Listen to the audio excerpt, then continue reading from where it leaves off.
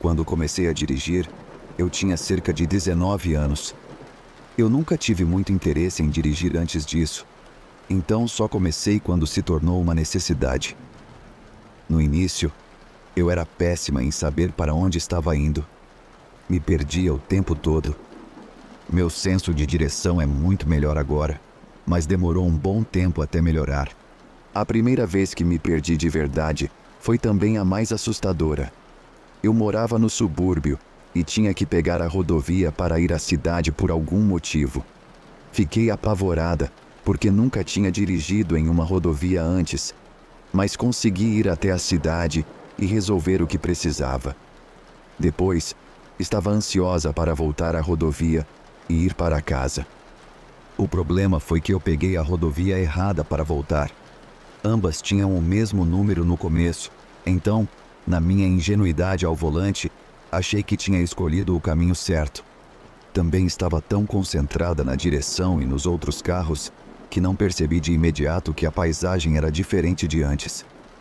Eu só conhecia a saída que estava procurando, que ficava perto de onde eu morava na época. Então continuei procurando por ela. Mas, conforme eu dirigia, a minha saída nunca aparecia. No começo fiquei um pouco preocupada, mas depois de 1h30 dirigindo, comecei a entrar em pânico. A minha saída não aparecia e eu não fazia ideia de onde estava. Foi só quando passei por uma placa de uma cidade que sabia estar a mais de 2 horas de onde eu morava, que percebi que tinha pegado o caminho errado. Eu não sabia o que fazer. No entanto, sabia que tinha dirigido para o oeste e que precisava ir para o leste para voltar para casa. Encontrei uma saída que ia para o leste e decidi pegar aquela estrada para ver até onde ela me levaria. Não era o melhor plano do mundo, mas isso foi muito antes de termos celulares que nos dizem para onde ir. Era a única coisa que conseguia pensar que me traria de volta a uma área que eventualmente me levaria para casa. É impressionante como áreas rurais podem existir tão perto de áreas suburbanas e urbanas. A estrada que peguei me levou por uma cidadezinha, mas, depois que passei pela cidade, era uma área bem rural. Estava dirigindo por campos de milho, algo que eu nunca tinha visto antes. No entanto, achei dirigir por ali muito mais confortável do que na rodovia. Porém, conforme a viagem continuava, comecei a me sentir desconfortável por algum motivo. Acho que era porque me sentia incrivelmente sozinha na estrada. Eu não via nenhum outro carro e as únicas luzes que eu tinha eram as dos meus faróis. Continuei olhando para o retrovisor e me incomodava não ver nada atrás de mim por causa da escuridão. A experiência toda era muito desconcertante. Enquanto dirigia, vi algo à frente. Havia alguma coisa saindo de um dos campos de milho. Fiquei tentando entender o que era à medida que me aproximava, mas só quando cheguei perto consegui identificar. Era um carro que estava enfiado de frente no milharal. Passei por ele, mas diminuí a velocidade. Comecei a pensar em quanto tempo aquele carro poderia estar ali. Como havia tão poucos carros na estrada naquela noite, me perguntei se alguém tinha acabado de bater o carro. Talvez ninguém tivesse passado por ali para ajudar. Comecei a pensar se havia alguém ferido no carro, e isso me preocupou. Decidi voltar. Queria tentar ajudar se alguém precisasse. Passei pelo carro mais uma vez no sentido oposto. Depois fiz outra volta e estacionei ao lado da estrada. Eu tinha que tirar meu carro completamente da estrada e havia uma vala entre a estrada e o milharal. Portanto, não consegui deixar meus faróis iluminando o carro. Tive que pegar uma lanterna no porta-malas para poder enxergar melhor. Minha lanterna não era grande coisa, mas era o suficiente para eu não tropeçar ou cair em nada. Nenhuma das luzes do carro estava acesa, então não tive essa ajuda. Só continuei torcendo para que ninguém tivesse se machucado. Com dificuldade, passei pela vala e fui em direção ao carro.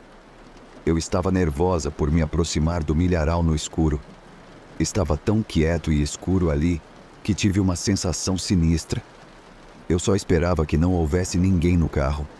Parecia que ele tinha batido no milho. Havia marcas de pneus que passavam pela vala e iam até o carro. Isso me preocupou, porque se a pessoa tivesse recebido ajuda, provavelmente o carro já teria sido rebocado. Mas como ele ainda estava ali, imaginei que alguém poderia estar morto no banco do motorista. Cheguei até o carro e iluminei o banco do motorista com a lanterna. Para meu alívio, não havia ninguém ali. Olhei o resto do carro e ainda não vi ninguém. Fiquei mais tranquila, pensando que quem quer que tenha batido no carro provavelmente saiu bem. Talvez tivessem conseguido uma carona para a cidade ou algo assim e voltariam depois. Eu podia voltar para o meu carro e seguir meu caminho. Saia de perto do meu maldito carro! De repente, ouvi uma voz gritar vinda do milharal.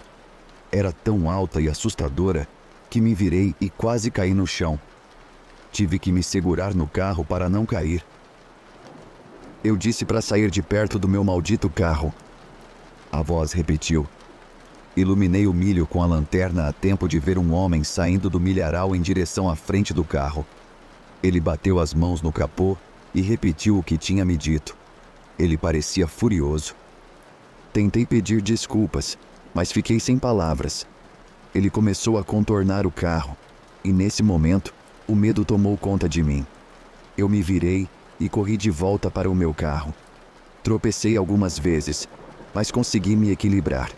Quando entrei no carro, vi que o homem havia aberto a porta do carro dele. Ele estava segurando algo na mão e vinha em minha direção.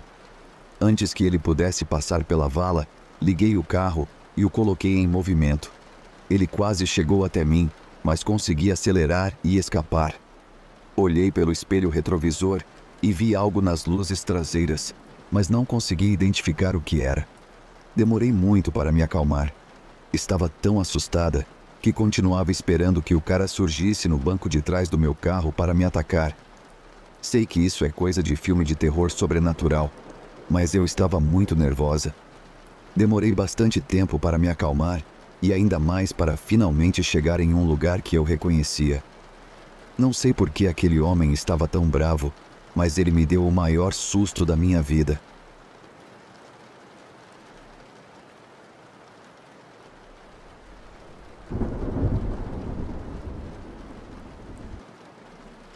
Essa foi uma história bem estranha que aconteceu há muito tempo.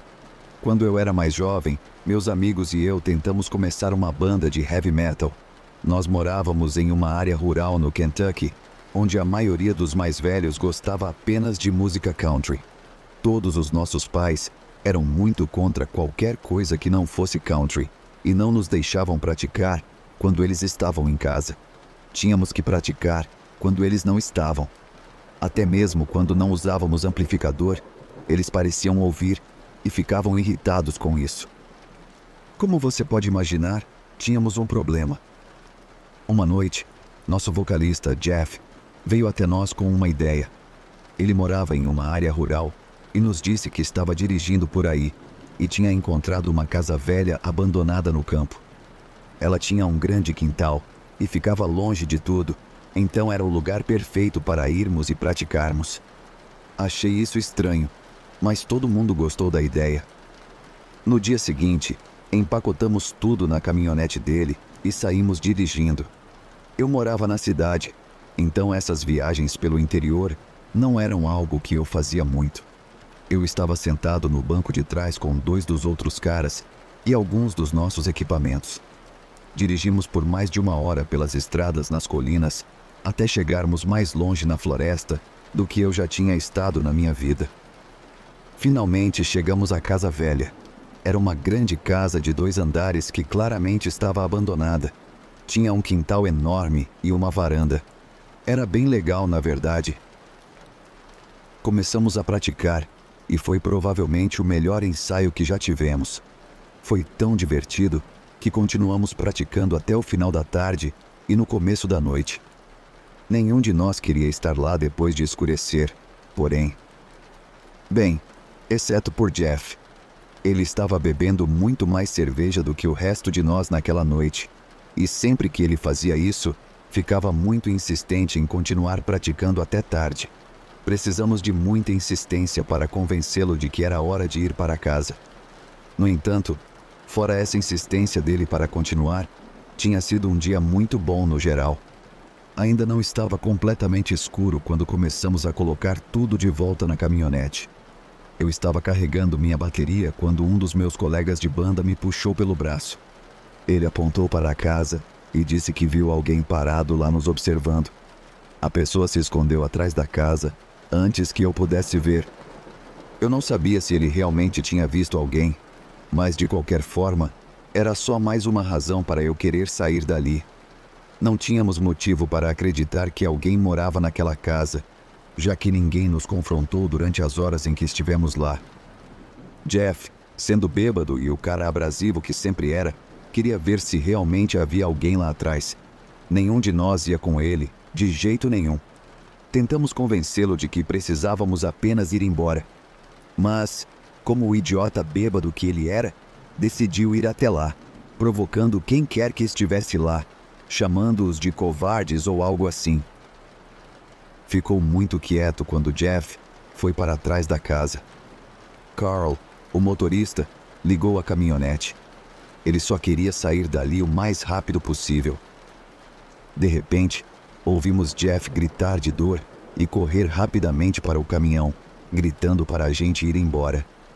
Ele conseguiu pular na traseira da caminhonete comigo e os outros, enquanto Carl, aliviado, começou a dirigir para fora do quintal e de volta para a estrada rural.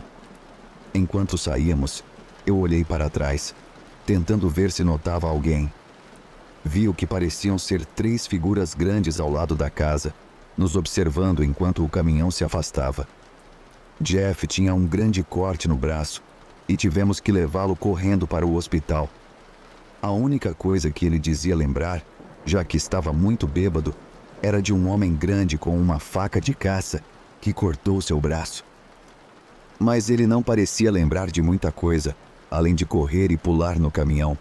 Nem é preciso dizer que nunca mais voltamos àquela casa.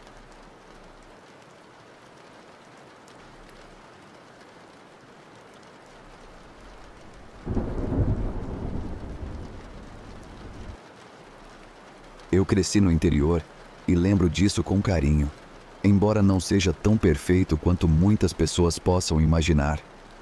Meu tio-avô, por exemplo, era um veterano da Primeira Guerra Mundial que frequentava na igreja e era muito respeitado por todos.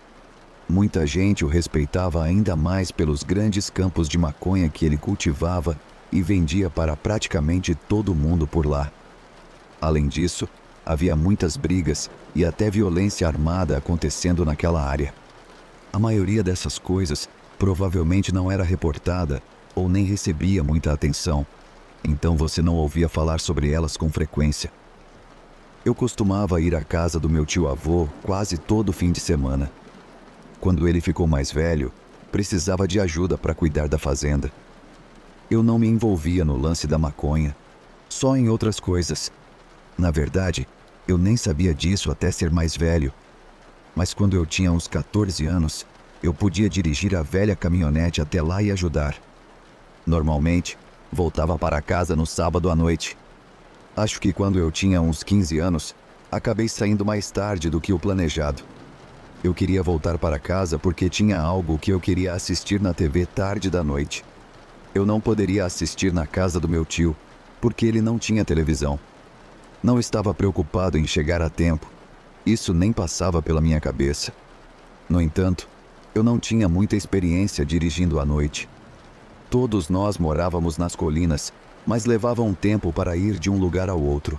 Além disso, era raro encontrar outros carros nessas estradas, especialmente à noite. Eu não estava prestando muita atenção enquanto ouvia música no rádio. Quase não vi um carro vindo na minha direção e teríamos colidido se eu não tivesse desviado rapidamente para o lado direito. Enquanto eu continuava dirigindo, notei que o carro fez um retorno e começou a me seguir.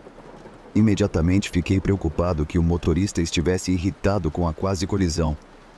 Mas por um tempo, não fiquei muito certo disso. Ele não fazia nada agressivo, apenas me seguia. No entanto, à medida que a estrada subia pela colina e não havia nenhuma barreira na beira da estrada, o carro começou a ficar agressivo. Ele se aproximava da traseira da minha caminhonete e até me deu algumas batidas. Não estávamos indo muito rápido, mas a estrada era estreita e qualquer erro poderia me fazer despencar colina abaixo. Tentei acelerar sempre que ele me batia, mas só conseguia aumentar a velocidade até certo ponto, sem arriscar sair da estrada. Em certo momento, me ocorreu que esse era exatamente o objetivo dele: me fazer sair da estrada. Isso, é claro, me assustou muito e tentei focar apenas em dirigir. Eu estava conseguindo manter a calma e me concentrar. No entanto, ouvi um disparo de arma vindo de trás de mim. O som era inconfundível e eu sabia que tinha sido disparado por alguém no carro atrás de mim. Acho que quem atirou pensou que isso me faria acelerar ou perder o controle. Porém, o medo que senti ao ouvir o tiro teve o efeito oposto. Eu pisei no freio da caminhonete. O carro, então, teve que frear e virar para não bater em mim. E o carro que estava tentando me tirar da estrada acabou saindo da estrada sozinho. Eu não sabia o que fazer. Eu era só um garoto apavorado de 15 anos. Em vez de fazer qualquer coisa, apenas dirigi para casa. Eu não poderia voltar e verificar alguém que estava tentando me tirar da estrada e atirando em mim. O máximo que fiz foi ligar para a polícia quando cheguei em casa, avisando sobre um acidente naquela colina. Ninguém ficou gravemente ferido no acidente. O carro acabou batendo em uma árvore, mas saiu nos jornais e descobri quem eram as pessoas que estavam me seguindo. Eram caras bem perigosos e fiquei apavorado por muito tempo, com medo de que soubessem quem eu era e tentassem se vingar. Mas os vi várias vezes na cidade e na escola, e eles nunca fizeram nada. Acho que tive sorte e eles não faziam ideia de quem eu era. Mas depois disso, eu sempre me certifiquei de chegar em casa antes de escurecer.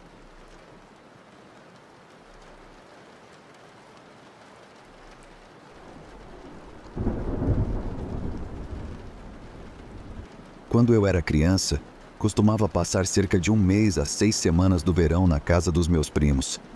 Meus pais tinham muitos problemas, então isso sempre foi algo bem legal para mim.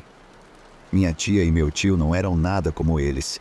Eles não bebiam muito e sempre tinham várias coisas para fazermos. Era sempre o ponto alto do meu ano, passar um tempo com pessoas que realmente agiam como família. Minha família vivia nos subúrbios de uma cidade próxima. Eram 4 horas de viagem até o interior, onde a família do meu primo morava. Mas eu ainda consigo ver a casa deles na minha mente, mesmo décadas depois. Eles moravam a 1 hora da cidade e eu adorava o passeio até lá, porque o campo era tão bonito. Meu primo Clay e eu sempre íamos na caçamba da caminhonete com nossos refrigerantes de root beer e doces, olhando para as árvores e campos enquanto dirigíamos. Quando tínhamos 13 anos, Clay e eu começamos a assistir filmes de terror, alugando-os da locadora. Nos anos 80, havia toneladas de filmes de terror nas locadoras. Estávamos realmente na vibe de levar sustos, mas meu tio e um amigo dele achavam que filmes de terror não eram realmente assustadores. Eles nos diziam que não sabíamos nada sobre o que era ter medo de verdade. Uma noite, estávamos assistindo a um filme e meu tio e seu amigo perguntaram se éramos corajosos o suficiente para dar uma volta na caçamba da caminhonete à noite. Já tínhamos feito isso antes e ambos achávamos bastante assustador. Mas gostávamos desse tipo de coisa, então fomos dar uma volta com eles. Nada assustador aconteceu por um bom tempo, claro. Digo, normalmente estávamos tão assustados quanto 2 garotos de 13 anos estariam numa situação dessas. Mas claro, estávamos nos divertindo. Isso foi até que a coisa mais estranha aconteceu. Tanto meu primo quanto eu estávamos sentados encostados no lado esquerdo da caçamba. Estávamos olhando para o lado de dentro da estrada, que levava para uma floresta mais densa. Enquanto o caminhão seguia, ambos vimos uma criatura branca, com aparência não humana, que estava parada ao lado da estrada. Quando o caminhão passou, ela tentou estender a mão para o veículo, e nós vimos a mão dela roçar na caminhonete. Clay e eu ficamos apavorados e começamos a bater na janela da frente. O pai de Clay estava prestes a parar o caminhão para ver o que estava errado, mas Clay pediu que ele dirigisse mais rápido. Eu olhava para trás, tentando ver se conseguia avistar a criatura, mas não via nada. Quando ele parou o caminhão e saiu para ver o que havia acontecido, Clay e eu contamos que vimos uma criatura e imploramos para ele voltar ao caminhão e ir embora. Porém, os dois homens pegaram uma lanterna na cabine e caminharam de volta para tentar encontrar o que vimos. No curto tempo em que eles ficaram fora, Clay e eu estávamos tão assustados que sentamos encostados na cabine do caminhão. Mal nos mexíamos, esperando a qualquer momento ver a criatura de novo. Parece que meu tio e o amigo dele ficaram fora por muito tempo, mas eventualmente voltaram. Eles não viram nada e nos disseram que estávamos imaginando coisas. Contudo, não entendíamos como nós dois poderíamos ter imaginado a mesma coisa. O resto da viagem foi bem assustador até chegarmos em casa. Quando contamos para minha tia o que vimos, ela acusou seu marido de ter armado tudo, embora ele tenha negado. Se ele tivesse armado, ele nunca admitiu isso nem para mim, nem para Clay até hoje. Seja o que for que tenhamos visto, nos deu um grande susto, mas o mais aterrorizante foi o tempo que passamos esperando na cabine do caminhão até meu tio voltar.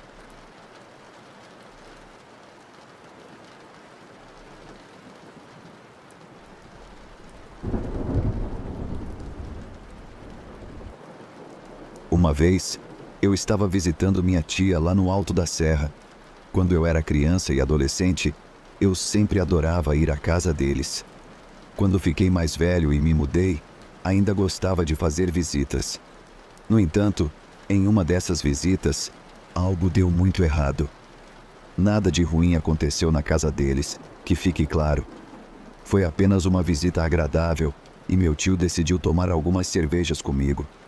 Isso aconteceu há muito tempo, e naquela época as pessoas bebiam e dirigiam muito mais do que hoje. Eu nunca faria algo assim nos dias de hoje, mas naquela noite, fiz. E eu não estava completamente bêbado quando decidi ir para casa, mas estava definitivamente pior do que deveria estar. E ao sair da longa entrada da casa da minha tia, cometi meu primeiro erro. Virei na direção errada logo na primeira curva e, em vez de seguir para a cidade onde eu morava, acabei indo mais fundo na serra. Quando cheguei longe o suficiente para perceber que estava no caminho errado, não sabia o que fazer. Decidi continuar dirigindo até encontrar uma entrada para dar meia volta. A estrada rural era estreita demais para fazer a manobra ali mesmo, então eu precisava encontrar um jeito de voltar pelo caminho que vim. Eu nunca havia dirigido além da casa da minha tia antes. Não fazia ideia de quantas outras casas havia por ali ou onde a estrada terminava.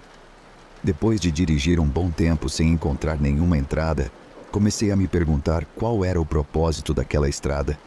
Quero dizer, talvez eu tenha passado por uma ou duas entradas antes de perceber que estava no caminho errado, mas depois disso não havia nada. E eu já estava dirigindo há bastante tempo. Tudo que eu conseguia imaginar era que, eventualmente, a estrada levaria a alguma via principal fora da serra, mas até então não havia nada que sugerisse isso. Então continuei dirigindo, e não consigo nem te dizer por quanto tempo fiquei na estrada. No começo, eu estava bem tonto, mas parece que com o tempo fui ficando mais sóbrio. Não sei se foi por causa de quanto tempo eu estava dirigindo, ou se foi o medo da situação que me fez me sentir mais lúcido. Mas à medida que a embriaguez passava, o medo crescia exponencialmente. Parecia que aquilo não fazia sentido. Continuei dirigindo por essa estrada sinuosa e não encontrei absolutamente nada. Não parecia possível que a estrada continuasse para sempre, mas era exatamente isso que parecia estar acontecendo. Minha mente, normalmente racional, começou a se perguntar o que aconteceria se eu nunca conseguisse sair dessa estrada interminável. Foi no meio desse pânico que algo chamou minha atenção mais à frente. Parecia que havia alguém andando ao lado da estrada. Não era fácil enxergar no início, porque estava muito escuro e a única luz era a fraca iluminação dos faróis do meu carro.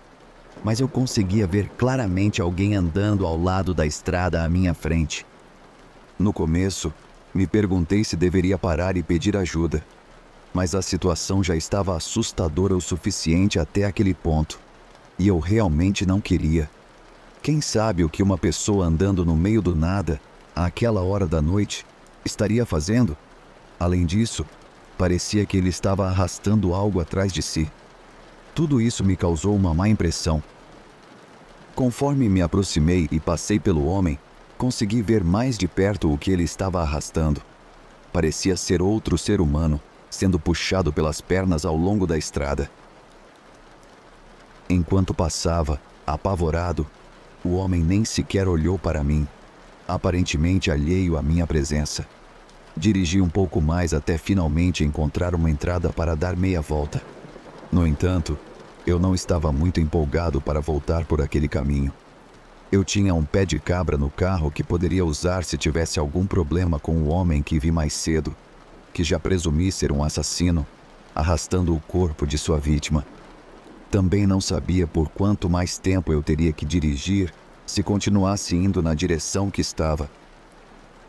Decidi que não havia outra opção a não ser voltar pelo caminho que vim. Apavorado, fiz a manobra e voltei.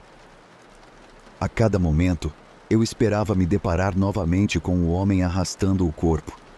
Deveria acontecer logo, na verdade, já que a entrada onde virei apareceu logo depois de eu ter visto ele.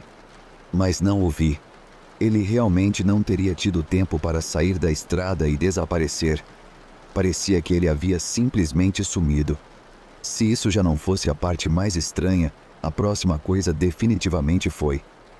Menos de meia hora depois de voltar por aquele caminho, passei pela entrada da casa da minha tia e do meu tio. Eu sabia que tinha dirigido muito mais do que 30 minutos na ida. No entanto, consegui voltar em menos tempo. Não tive nenhuma explicação para isso, mas também não facilitou o restante do caminho até a cidade. No entanto, quando finalmente cheguei em casa, consegui dormir facilmente, exausto pelos estranhos eventos da noite. Já contei essa história para algumas pessoas ao longo dos anos. Algumas acreditaram em mim, outras não. Mas aqueles que não acreditaram nunca conseguiram me dar uma explicação para o que aconteceu naquela noite. E eu também não.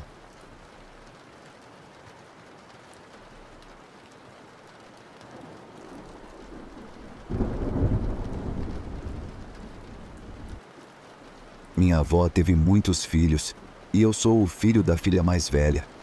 Na verdade, ela teve alguns filhos que eram apenas alguns anos mais velhos do que eu. Mesmo que vivêssemos em um estado diferente, sempre que visitávamos os avós, eu era mais como um irmão para meus tios do que um sobrinho. Eu sempre quis fazer tudo com eles, e como os adultos realmente não queriam se incomodar conosco, não havia problema. Havia algumas coisas que meus tios, Jeb e Carl, faziam que eu não gostava. Quero dizer, eles mastigavam tabaco ou rapé desde que eu me lembro. Acho que tentei uma vez e acabei vomitando na hora. Até hoje não entendo por que algumas pessoas gostam disso. Mas quando eu tinha 14 anos e os visitei, eles tinham cerveja. Para constar, eles tinham 17 e 15 anos, respectivamente na época, e não foi algo que recusei. E não, eu não gostei do gosto imediatamente. Porém, eu queria ficar bêbado com meus tios, então consegui ignorar isso facilmente. Meu avô sabia que eles bebiam cerveja e não se importava. Porém, se minha mãe tivesse descoberto que eu estava bebendo, especialmente aos 14 anos, haveria um grande problema para muita gente. Então decidimos fazer isso fora de casa, o que significou pular na caminhonete do Jeb e dirigir pelas colinas. Isso era nos anos 70, o que não justifica dirigir bêbado, mas em áreas como aquela, era comum ver jovens bebendo cerveja e dirigindo suas caminhonetes pelo campo. A primeira vez que fiz isso aos 14 anos foi durante o outono. Não esperava a chance de realmente sair para beber, mas fiquei muito animado quando eles mencionaram isso. Jeb e Carl disseram aos meus pais que iriam me levar à casa de um amigo e que voltariam mais tarde. Ninguém realmente pensou muito nisso, e não era uma mentira, pois eles iriam buscar outro amigo deles também. Quando meus tios pegaram o amigo deles, Robbie, o irmão mais novo dele, que tinha a mesma idade que eu, decidiu ir junto. Isso foi legal, porque o irmão mais novo e eu podíamos ir na caçamba da caminhonete, enquanto Robbie ia na frente. Eles tinham uma janela na parte de trás da cabine que deslizava para abrir, então podíamos conversar se precisássemos e também passar uma cerveja, já que o cooler estava atrás com a gente. Estávamos em uma área dos Apalaches, então havia muitas colinas e campos para dirigir. Estava realmente fresco e frio lá fora, e as folhas estavam caindo bastante. Já estava escuro quando estávamos dirigindo, mas não passamos o tempo todo dirigindo. Ocasionalmente parávamos em algum lugar, puxávamos para o lado e olhávamos para o vale, tocando música e apenas bebendo e conversando. Sempre vou lembrar daquela noite por muitos motivos diferentes. Quero dizer, é óbvio que a maioria das pessoas lembra da primeira vez que tomou uma cerveja e da primeira vez que ficou bêbada. E eu estava experimentando ambas as coisas naquela noite. Mas eu me lembro dela também por uma razão completamente diferente. Eu já tinha saído em passeios com meus tios antes, em dias sem bebida, então eu sabia o que esperar. Era dirigir por estradas escuras e tortuosas de cascalho, que eram largas o suficiente apenas para um veículo. Você tinha que ter cuidado na parte de trás da caminhonete, porque ocasionalmente um galho de árvore poderia se esticar e te dar um tapa no rosto. Não importava muito que as estradas fossem tão estreitas, porque raramente, se é que alguma vez, você encontrava outro veículo por aquelas estradas. Em um certo momento, encontramos um bom lugar para parar.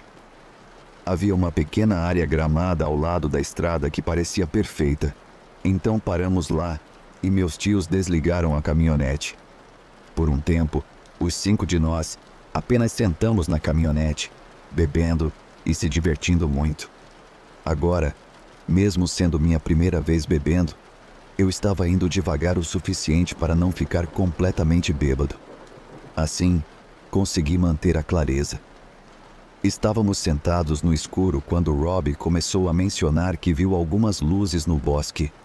Seu irmão e eu não as notamos de imediato, ou sequer tentamos, mas eventualmente ele nos fez olhar e continuar olhando.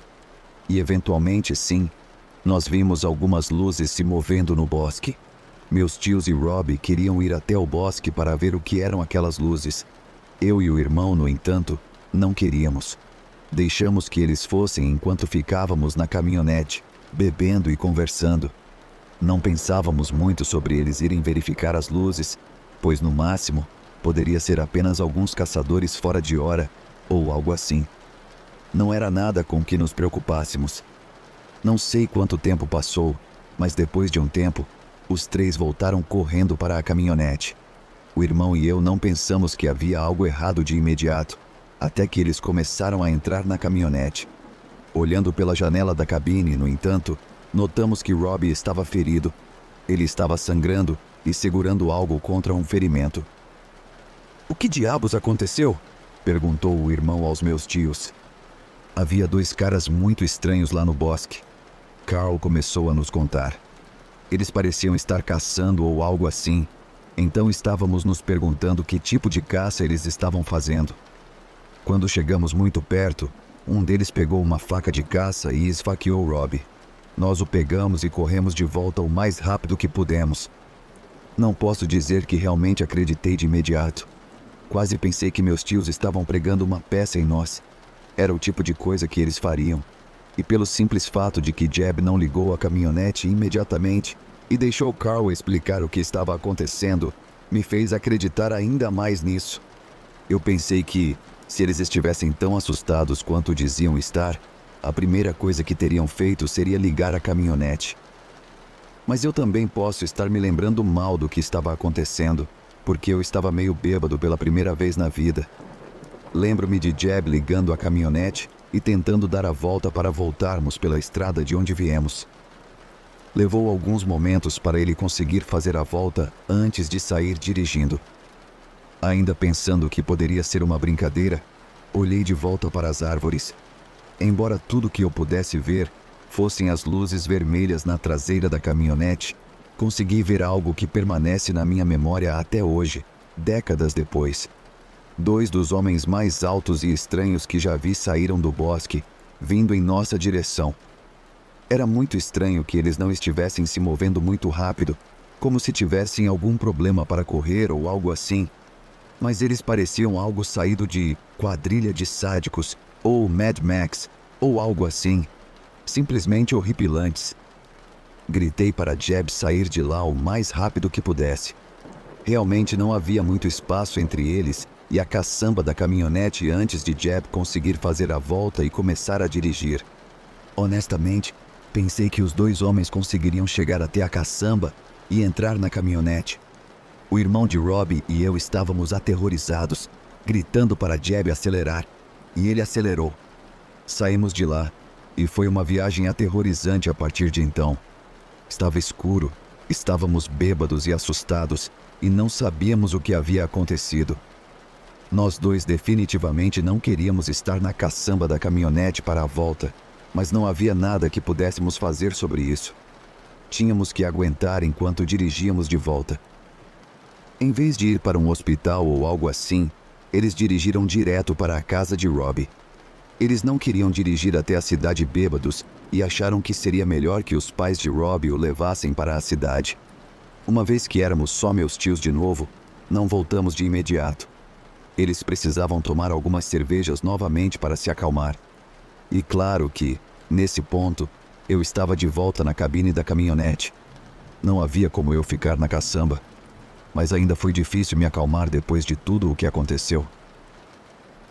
Meus tios insistiam que havia pessoas estranhas nas colinas, mas eles ainda pareciam algo saído de um filme de terror.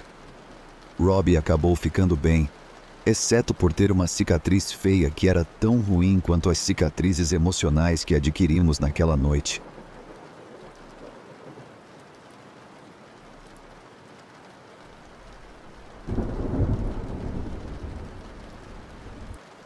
Frequentemente, durante os verões quentes dos anos 80, eu passava um tempo na casa do meu primo.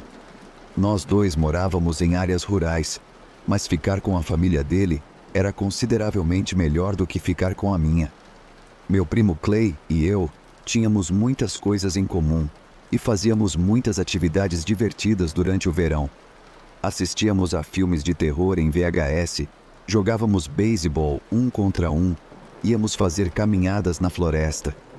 Na verdade, minha tia ainda tinha uma máquina de escrever bem velha, e nós escrevíamos histórias de terror bem ruins.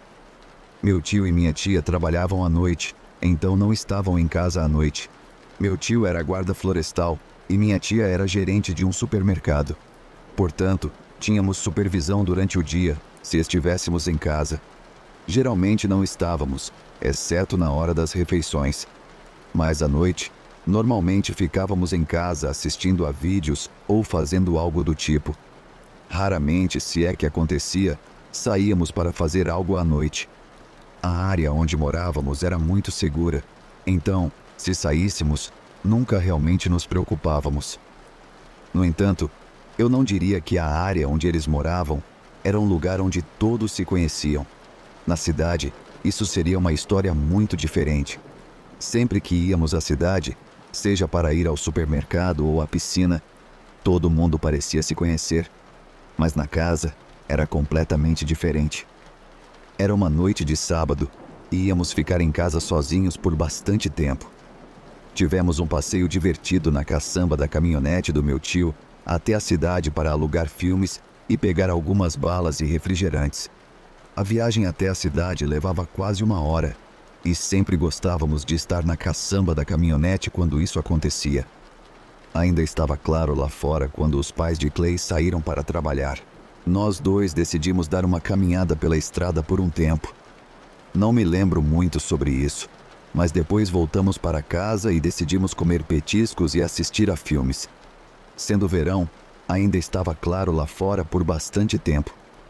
Enquanto estávamos sentados na sala assistindo a um filme, notamos algo. Um caminhão estava vindo pela estrada, parou e então entrou na garagem. Clay não reconheceu o caminhão e ele não se aproximou completamente da casa.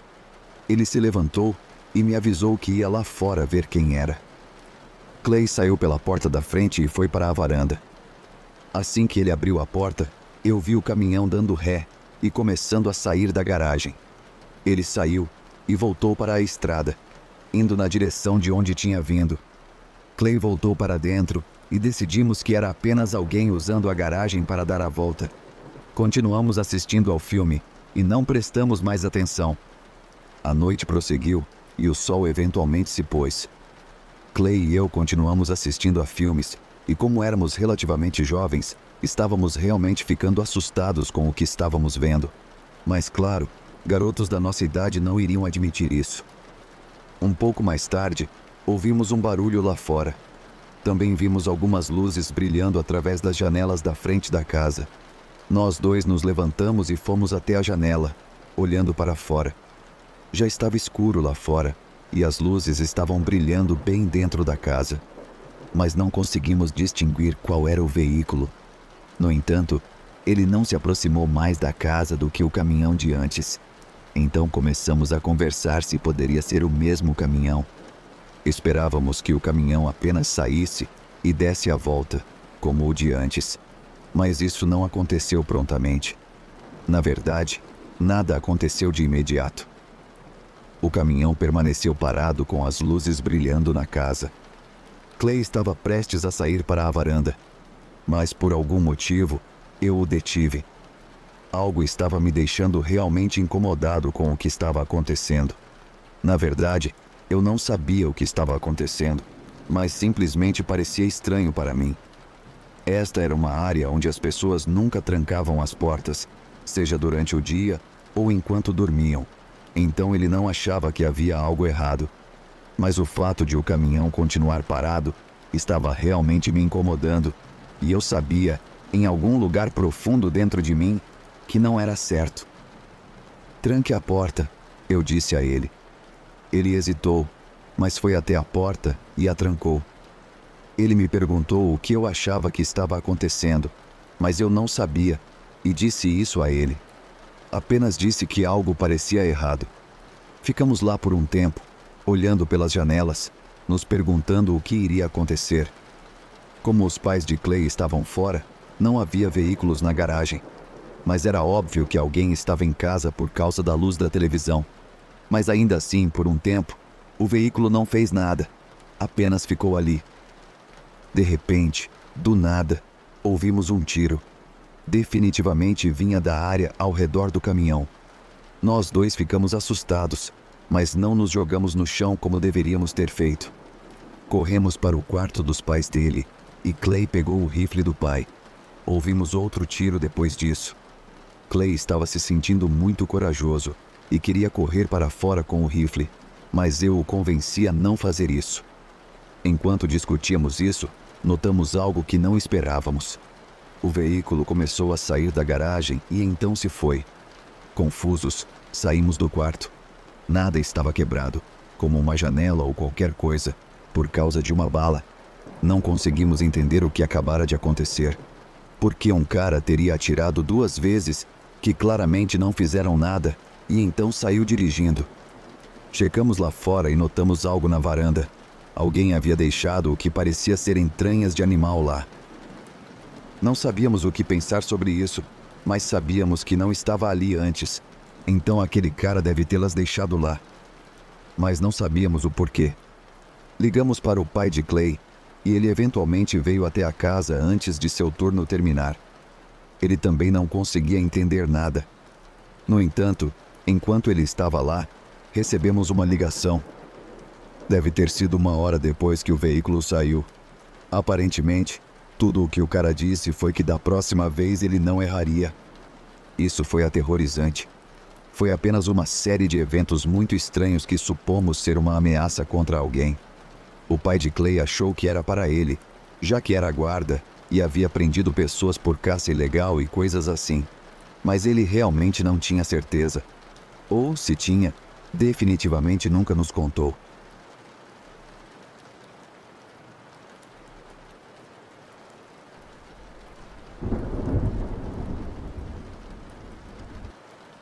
No início dos anos 2000, eu frequentava um acampamento de verão por alguns anos. Em um desses anos, Fiz amizade com um campista do meu chalé, chamado Matthew. Ele voltou no verão seguinte, mas estava em outro chalé. E também nos tornamos amigos de outro campista, Patrick. Nadar era basicamente uma festa na piscina, onde todo o acampamento se reunia antes de se preparar para o jantar. Durante esse tempo, tínhamos conversas privadas e Matthew contava histórias. Como elas não eram necessariamente apropriadas para o acampamento, éramos jovens adultos falando sobre o que garotos adolescentes falam quando se trata de garotas adolescentes, mulheres adultas e outras coisas dessa natureza. Tentávamos encontrar privacidade, embora fosse difícil, especialmente quando os monitores não gostavam que os campistas se afastassem. Um dia, a conversa mudou dos típicos assuntos adolescentes para Matthew, nos pedindo ajuda para praticamente sequestrar uma garota de seu chalé e levá-la até o rio. O plano era parecido com enterrar alguém na areia da praia.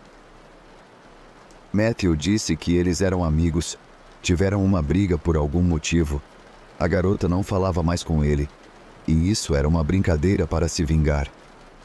Eu estava incerta sobre se isso era uma piada, tentando decidir se era realmente uma brincadeira, uma pegadinha doentia que ele realmente planejava fazer, ou um plano de assassinato.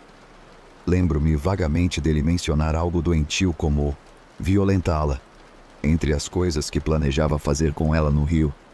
Mas a memória desse período está ficando um pouco confusa. Enquanto ele nadava para longe, eu convenci Patrick a desistir do plano e ele recuou. Usei a disposição do chalé como minha desculpa para não o ajudar. A porta dos fundos estava trancada e nunca era usada, e os monitores ficavam na porta da frente, conversando na mesa de piquenique ao lado do chalé.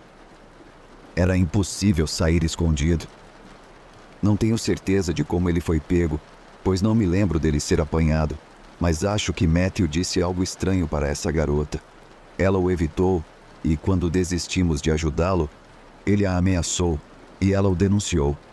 Eventualmente, eles ficaram desconfiados e confrontaram Matthew, que teve um colapso, e confirmou que estava contando histórias exageradas. Ele então pediu para se despedir de mim e de Patrick, e os monitores nos tiraram do jantar. Ele nos disse que não era um jovem pervertido ou voyeur, que tinha inventado tudo aquilo. Começou a nos contar que isso iniciava todo tipo de discussão em casa, etc. No café da manhã do dia seguinte, perguntei a Patrick sobre Matthew. Eles estavam no mesmo chalé, e Patrick disse que a família dele veio buscá-lo, dirigindo de fora do estado para isso. Nunca mais vi Matthew, pois ele não foi autorizado a voltar. Continuei saindo com Patrick até voltarmos para casa. Não sei o que pensar sobre Matthew. Espero que ele seja um homem saudável agora, sem fantasias doentias e distorcidas, se é que esse foi o caso. Será que ele estava apenas inventando histórias como qualquer outra criança e foi longe demais? Não sei, mas a moral da história é: contar histórias de terror ao redor da fogueira ou pregar uma peça assustadora em outros campistas, como se vestir de Jason Voorhees, é uma coisa. Mas se alguém parece estar indo longe demais, use seu bom senso. Você nunca saberá quais são suas verdadeiras intenções.